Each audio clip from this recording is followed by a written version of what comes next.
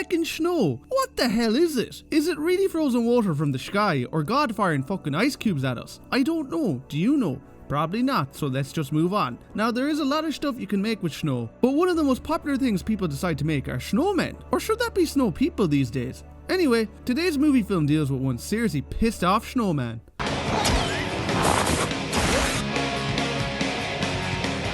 Jack Frost. Look, Ma! I'm a Picasso! Jack Frost is a 1998 movie film starring Michael Keaton as Jack Frost. Wait, no, this isn't the right movie film. That's a totally different horror movie film. Anyway, the real Jack Frost is a 1997 horror movie film about a serial killer who ends up getting a bunch of chemicals blasted right into his face that transform him into the greatest designed killer snowman in the history of film. Our movie film begins with convicted serial killer and Quentin Tarantino lookalike Jack Frost being transported to be dusted for being a bad lad. But the plan hits a bit of a problem when these lads can't see shit in the snow and end up hitting another truck in the greatest car crash ever. What the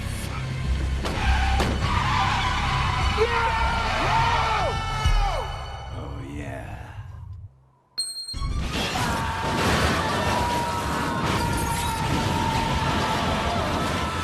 Jack shoots right out the back of the fucking truck but manages to survive. And it looks like Jack is going to end up dusting this guard until this happens. This is gonna hurt.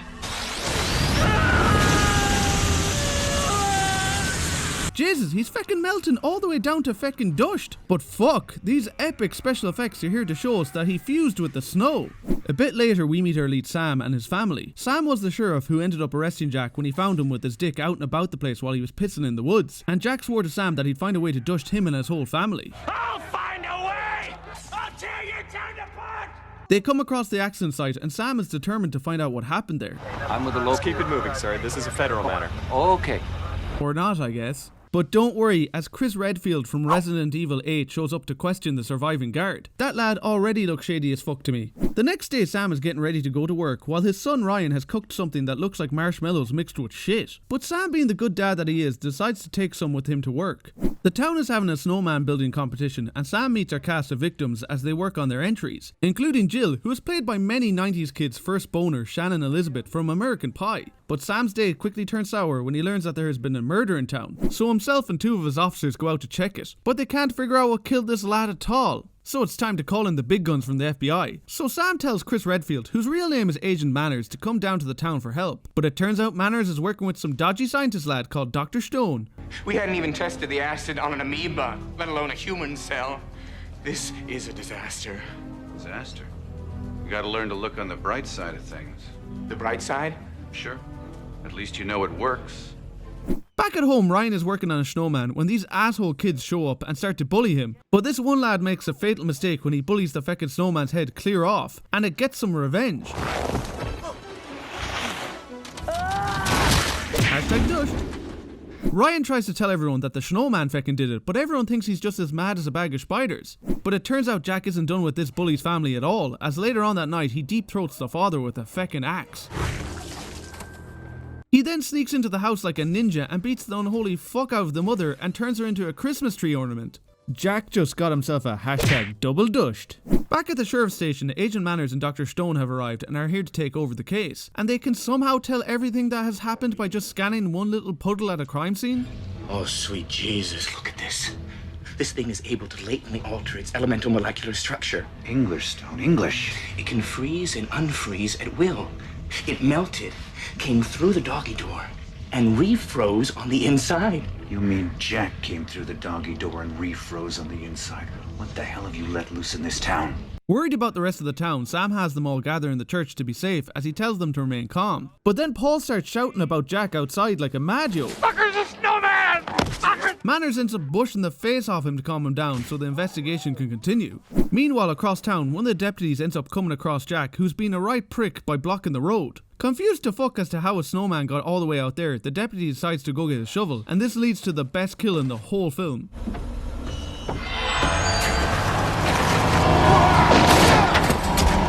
A feckin' snowman just drove a car and it was glorious. Anyway, over at Sam's house, Jill and her boyfriend Tommy have decided to break into the house to have a spot of sexy time. Even though her brother was that bully whose head got lobbed off earlier, They strip down so they can get it on, but Tommy isn't going to get the spot of riding he's after unless he does exactly what Jill asks him. A roaring log fire and a bottle of wine.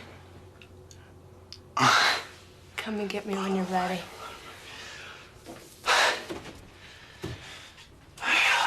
Yes, if I was any more ready, I'd explode. While Tommy somehow tries to sort all that out for her, Jill decides to go blow dry her totally dry hair for some reason, and then goes for a bath. This one has no fucking clue what she's at. Meanwhile, downstairs, Tommy is about to get cock-blocked by Jack. Who's out there? Well, it ain't fucking Frosty. He tries to stab Jack, but this lad is made out of snow, so that ain't going to do anything to him. Who are you? World's most pissed off snowcone. So Tommy ends up #dushed. It's a long drive. Jill is upstairs enjoying her bath, but it's about to be interrupted. Well everyone, let's all just experience the weirdest spot of riding and murder that will ever be on this channel.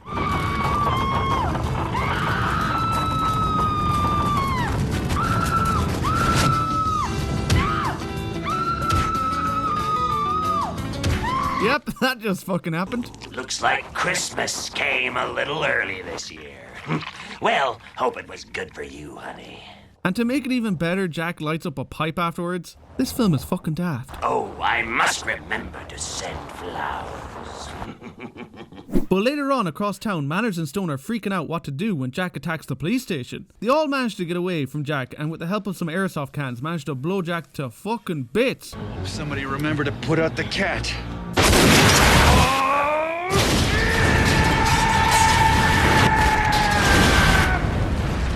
But that Jack ain't dushed at all, and he manages to pull himself together. Look, Ma! I'm a Picasso!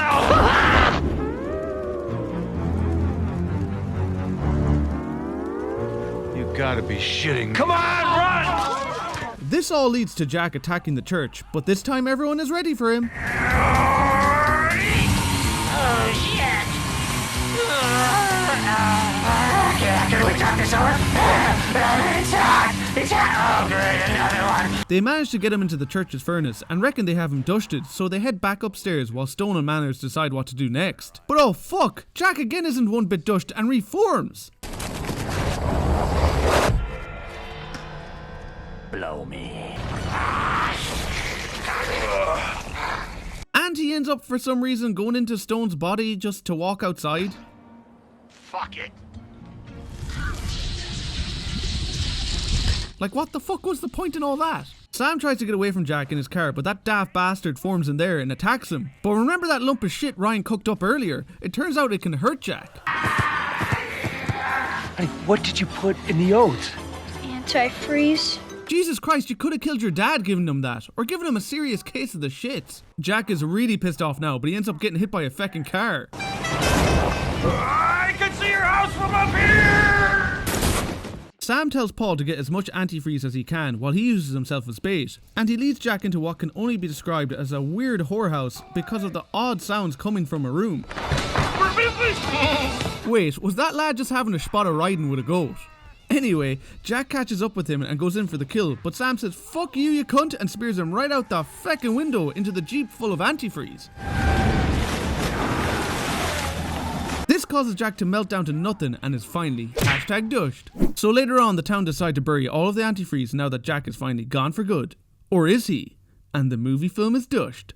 This was a film that I seen on some random ass channel one night after stumbling home absolutely steamboats at 3 AM. And as I sat there drunkenly wondering to myself, was all of this real or something my drunk mind was creating, I knew it was a movie film that I had to see again. And I'm happy that I did, as this film is so fucking stupid, so cheap, and so feckin' daft altogether that it actually makes it a fun watch. This film is clearly in on the joke, as come on, just look at the absolute state of that snowman design. It's just so fucking stupid that it works. And while a lot of B movies fail by trying to be in on the joke, this one actually succeeds by being so over the top and ridiculous and actually having genuine laughs in it. If this had a proper budget or was made today, it probably would look too polished and really lose the stupid charm it has from such a daft looking snowman. The film doesn't really have any strong characters in it, but Jack does provide some laughs, and it's just such a what the fuck am I watching type of film that you can't help but keep it on. And out of all the stupid ridiculous things that happen in this film, I think my favourite bit is this random lad who just appears in the background of scenes just doing stupid things. Like, what is he doing? I want to know his story. And I know this might be actually hard to believe, but they actually went and made another one of these films where Jack goes to a tropical island. I haven't seen that one yet, but I'm sure it's as daft as this fucking one, and I'm gonna have to check it out. If you are looking for a Jack Frost film to watch this Christmas, then say good luck to that Michael Keaton one and throw this bad boy on. It's so over the top and ridiculous and stupid that you're just gonna have a laugh with it. So that's why I give Jack Frost 5 out of 10 Horshes.